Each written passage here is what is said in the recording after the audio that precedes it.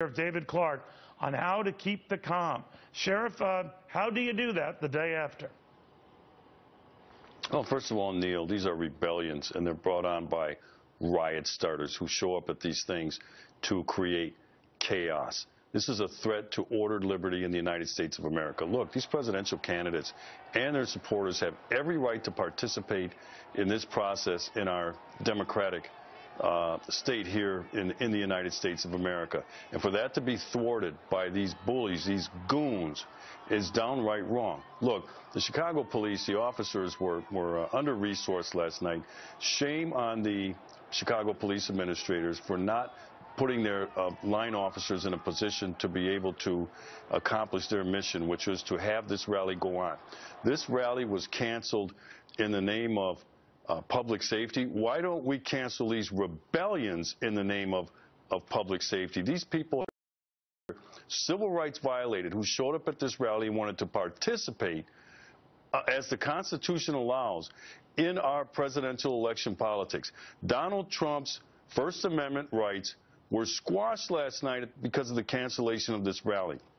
I expect the people who show up at these rallies to stand up for themselves and don't back down to these bullies and these goons, and to have your voice heard as well. The numbers are on your side. Look, the people who show up at the Trump rallies or anybody else's rally, they're not asking for trouble. They didn't start this stuff, but I don't expect them to back down. I expect the police to do what they have to do to make sure that these events can be pulled off. I expect law-abiding citizens, if the police need a hand, to step in. Keep in mind, for the people that attend these rallies, the numbers are on your side. They're not advocating for violence, and I'm not either. But I'm not going to back down, and I don't expect them to back down either. But do you think, as some of Donald Trump's critics have said, that he stokes it? I mean, that was what Rubio was getting into, Ted Cruz as well. They all sort of said these don't happen at our rallies. We should also point out that their rallies are a lot smaller and don't have nearly the number of people. But having said that, the language and the tone is such out of Donald Trump that he instigates a lot of this. What do you think of that?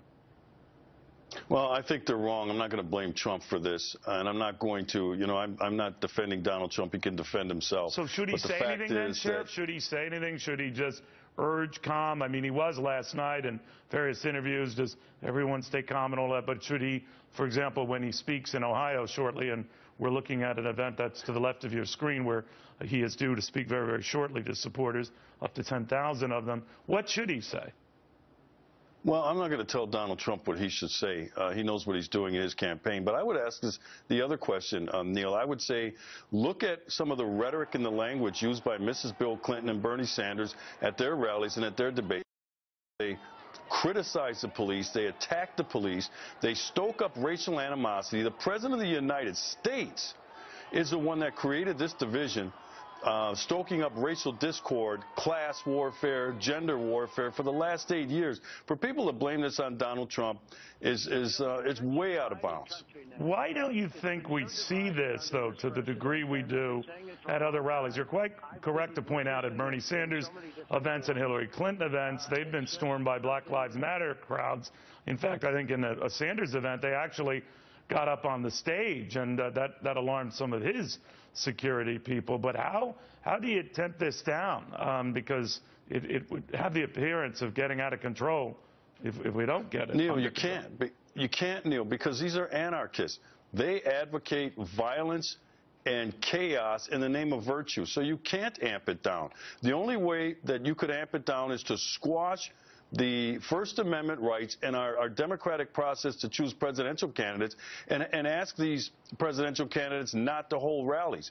Why do Trump's rallies tend to draw them? Because he's a threat.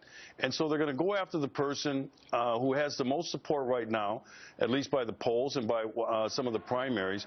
And he's the biggest threat to what they're trying to advocate for, and that is to bring down our legally constituted government. The thing is, under these conditions, you can't back down. Why is it that the people who are on the side of ordered liberty and law and order, why do they have to back down? They did not start this. When you're facing a goon and a bully, what you have to do is you have to stand up to them.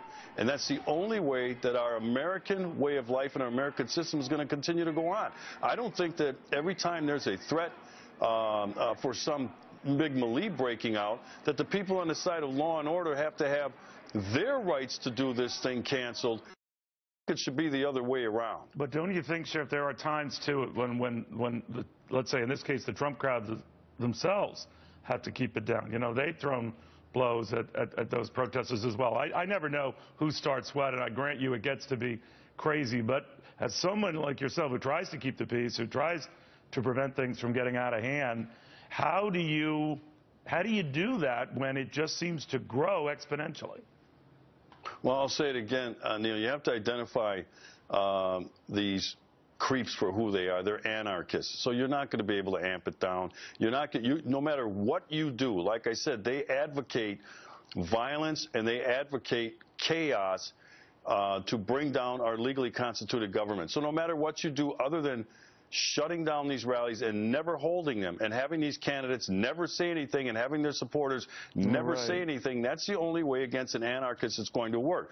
This has to be crushed because these people's voices, I don't care whether these goons don't like what the candidates are saying, because if it weren't Donald Trump and it were Ted Cruz or Marco Rubio who was attracting 10, 15, 20,000s at rallies, the same thing would be happening. They're going after the person they see that's the biggest threat. I don't believe in our country that we should have our First Amendment. And when I say our, I'm talking about anybody who wants to participate in this process. We should have it shut down just to keep the peace. No, the goons need to back off, and they need to be silenced, not the people who are on the side of law and order. All right, Sheriff, thank you very much.